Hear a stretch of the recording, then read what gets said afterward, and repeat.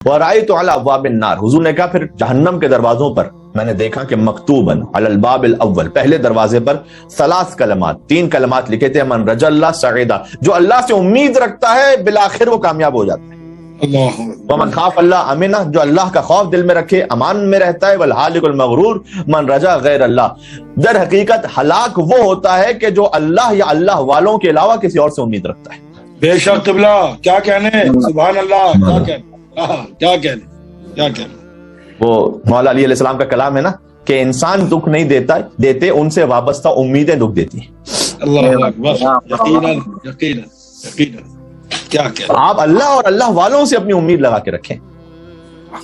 مسئلہ پتہ ہے کیا، ایک بات اور عرض کرتا ہوں، ہم اللہ پر ایمان تو رکھتے ہیں لیکن اللہ پر ٹرسٹ کتنا کرتے ہیں یہ بھی مشکوک ہے۔ ایمان ہونا اور بات ہے، یقین ہونا اور بات ہے۔ حدیث میں آیا کہ یقین وہ دولت ہے کہ جو سب سے کم تقسیم ہوئی ہے بندوں میں، حدیث ہے، یعنی ایمان بھی تقسیم ہو گیا یقین سے زیادہ۔ بعض لوگوں کے پاس ایمان پہنچ گیا لیکن یقین نہیں۔ ایک شخص تھا جگلر، کرتب دکھاتے ہوئے، اس نے اپنے ہاتھ پر ایک بڑی سی اسٹک کو پکڑی ہوئی تھی، بیلنس کر کے روپ پہ چل رہا تھا، اس کے اوپر اس کا بچہ بیٹھا ہوا تھا اس کے شولڈر پر۔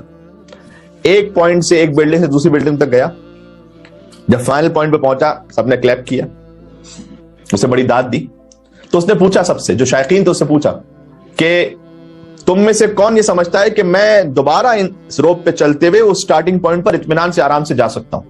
سب نے کہا بالکل آپ جا سکتے ہیں، ہم نے دیکھا آپ کو کتنے آرام سے آپ چل رہے تھے۔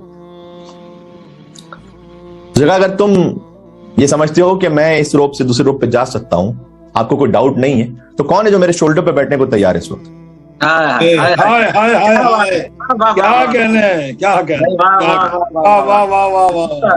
مثال سمجھ میں آ رہی؟ جی، تو اٹر سائلنس تھا وہاں پر، بالکل۔ کیوں؟ اس لیے کہ وہ ایمان ہے لیکن یقین نہیں۔ کیا مثال ہے قبلہ، کیا کہنا۔ جی یا اللہ، بہت مرتبہ ہم اللہ سبحانہ و تعالیٰ پر ایمان تو ہے لیکن کیا اللہ کی باتوں پر یقین بھی ہے؟ مثلا کیا اس بات پر یقین ہے کہ سچ بولنے میں کامیابی ہے؟ مثلا کیا اس بات پر یقین ہے کہ حلال میں برکت ہے؟ اگر ان باتوں پہ یقین ہوتا تو پھر لوگ حرام کی طرف کیوں جا رہے ہوتے؟ پھر لوگ جھوٹ کیوں بول رہے ہوتے؟ پھر لوگ قطع رحم کیوں کر رہے ہوتے؟ مثلا کیا اس بات پہ یقین ہے کہ صلہ رحم کیجئے تو اللہ آپ کے رزق کو بڑھائے گا اور آپ کی عمر بڑھا دے گا؟ ان باتوں پر ہم نے سن رکھی ہیں باتیں، یقین کی منزل پر ابھی ہم نہیں۔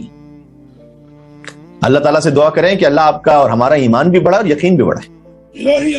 جب یقین بڑھ جائے گا تو پھر غیر سے امید نہیں رہے گی، پھر صرف خدا سے ہوگی۔ سبحان اللہ۔ اس لیے کہ اللہ سبحانہ وتعالیٰ نے کہہ دیا وَمَن يَتَّقِ اللَّهَ يَجْعَل لَّهُ مَخْرَجًا وَيَرْزُقْهُ مِنْ حَيْثُ لَا يَحْتَسِبُ۔ سورہ طلاق میں کہا جو اللہ کا تقوی اختیار کرے اللہ اسے پریشانی میں سے نکال لیتا ہے کہیں نہ کہیں، وَيَرْزُقْهُ مِنْ حَيْثُ لَا يَحْتَسِبُ، اور اسے اس مقام سے رزق عطا کرتا ہے کہ جس کا اسے وہم و گمان تک نہیں ہوتا۔ اللہ کا وعدہ ہے۔ اب اللہ کے وعدے پر یقین کس کو ہے، یہ سوال ہے۔ وَيَرْزُقُهُ مِنْ حَيْثُ لَا يَحْتَسِبُ، جہاں سے اس نے سوچا نہیں ہوتا اللہ وہاں سے عطا کرتا ہے۔ آپ بزرگوں سے پوچھ لیجئے ان کی زندگی کے کتنے تجربات ایسے، جہاں سے سوچا نہیں تھا کہ یہاں سے بھی کچھ خیر نصیب ہو جائے گا، اللہ تعالیٰ نے ایسے عطا کر دیا کہ وہم و گمان میں نہیں تھا۔